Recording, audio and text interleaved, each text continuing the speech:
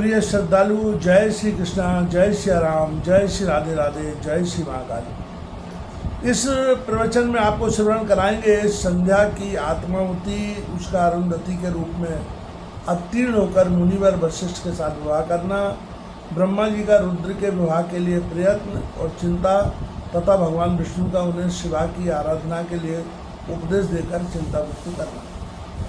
ब्रह्मा जी कहते हैं, नारद जब वर देकर भगवान शंकर अंतर ध्यान हो गए तब संध्या भी उसी स्थान पर गई जहाँ मुनि मेधा तिथि यज्ञ कर रहे थे। भगवान शंकर की कृपा से उसे किसी ने वहाँ नहीं देखा। उसने उस तेजस्वी ब्रह्मचारी का स्मरण किया जिसने उसके लिए तपस्या की विधि का उपदेश दिया था। महामुनि पूर्व काल में महर्षि वशिष्ठ ने मुझ परमेष्ठी की आज्ञा से एक तेजस्वी ब्रह्मचारी का वेश धारण करके उसे तपस्या करने के लिए उपयोगी नियमों का उपदेश दिया था। संध्या अपने को तपस्या का उपदेश देने वाले उन्हीं ब्रह्मचारी विप्र वशिष्ठ को पति के रूप में मन में रखकर उस महायज्ञ में प्रज्वलित अग्नि के समीप गई। उस समय भगवान शंकर की कृपा से मुनियों ने उसे नहीं देखा।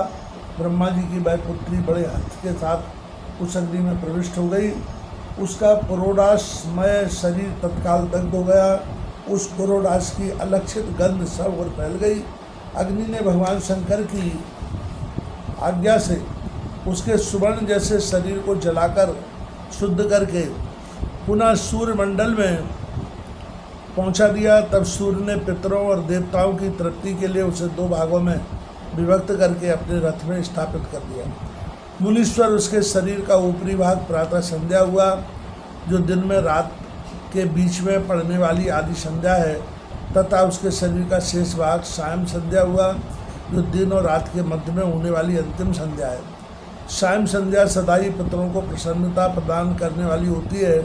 सूर्योदय से पहले जब अरुणोदय हो, प्राची के क्षितिज में लाली छा जाए, तब प्रातः संध्या प्रकट होती है, जो देवताओं को प्रसन्न करने वाली है। जब लाल कमल के समान सूर्य अस्त हो उदय होता है, जो पितरों को आनंद प्रदान करने वाली है। परम दयालु भगवान